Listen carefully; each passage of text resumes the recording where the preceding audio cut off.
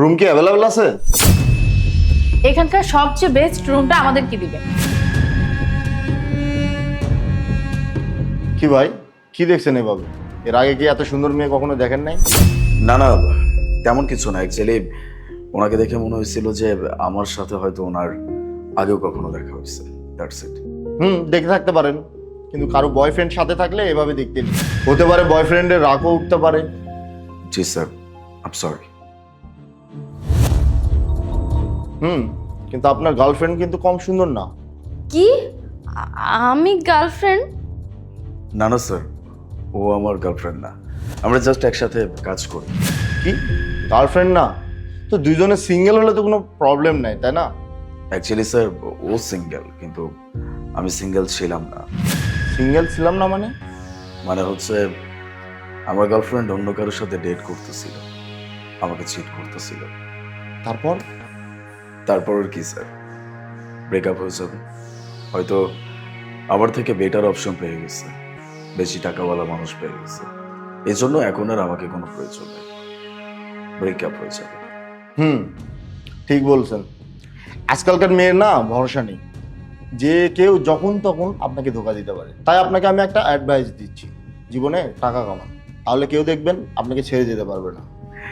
টাকা তো স্যার আমি অনেক কামাইছি, ইভেন এখনো কামাই, কিন্তু সেইটা আমি ওকে কখনো দেখাই নাই।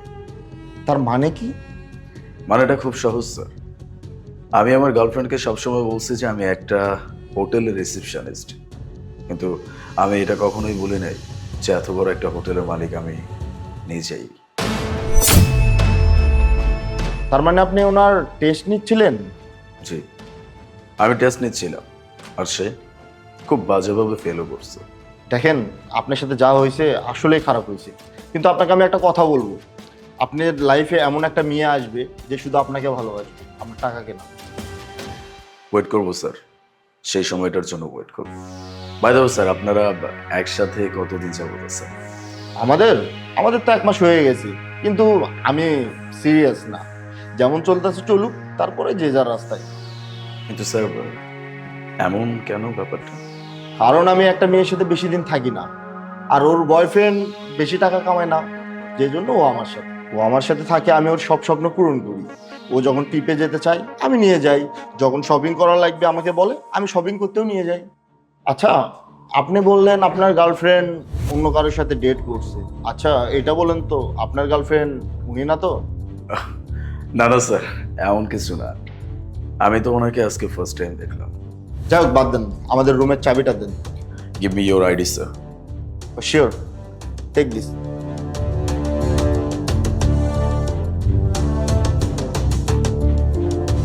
Sir, room number 30। ওকে, তাহলে চলো। তুমি যাও, আমি আসছি। ঠিক আছে, তাড়াতাড়ি আসো তাহলে। আলিফ, তুমি তো কখনো আমাকে বলনি যে এই হোটেলের মালিক তুমি, বা তোমার একটা হোটেল আছে। যদি বলে দিতাম তাহলে তোমার এই আসল চেহারা আমি কিভাবে দেখতাম? সরি আলিফ, আমার অনেক বড় ভুল হয়ে গেছে। আমি আর ওর কাছে কখনোই যাব না। আমি তোমার সাথেই থাকবো, তোমাকেই ভালোবাসবো। আমি আর এরকম ভুল কখনোই করব না। কিন্তু আমি তোমার সাথে থাকতে চাই না, কখনো না। আমি কেন, এই দুনিয়ার কোনো ছেলেই তোমার সাথে থাকতে চাইবে না। আলিফ, আমার অনেক বড় ভুল হয়ে গেছে, তুমি আমাকে ক্ষমা করে দাও। আর তুমিও তো আমাকে মিথ্যা বলেছো যে এই হোটেল তোমার না।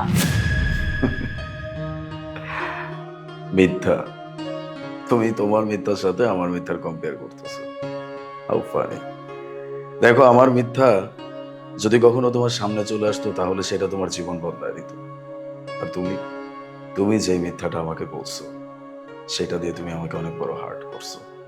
আমার অনেক বড় ভুল হয়ে গেছে, তুমি আমাকে ক্ষমা করে দাও। সেকেন্ড টাইম আমি আর এরকম ভুল কখনোই করব না। আমাকে আর একটা চান্স দাও। I am so sorry.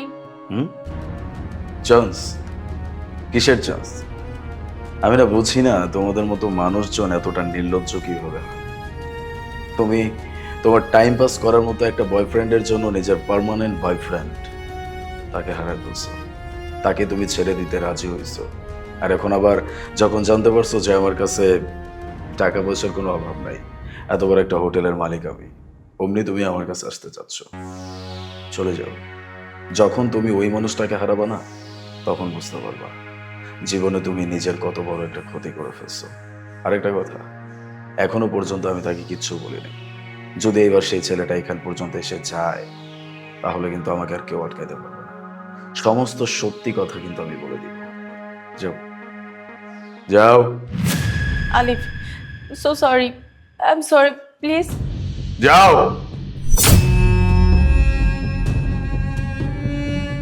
Sir, আপনি ঠিক আছেন তো? ঠিক আর কি ঠিক থাকবো? আসলে সময়টা না কেমন যেন হয়ে গেছে। এখন সত্যিকারের ভালোবাসার কোনো দাম নেই। যারা সত্যিকারের ভালোবাসে তারা কখনো ভালোবাসাটা পায় না, আর যারা টাইম পাস করে ভালোবাসাটা মনে হয় তাদের জন্যই তৈরি হয়েছে। স্যার, আপনি চিন্তা করবেন না। আপনি ওর থেকে ভালো মেয়ে ডিজার্ভ করেন, আর একদিন আপনি তাকে পেয়েও যাবেন। আল্লাহ মালিক।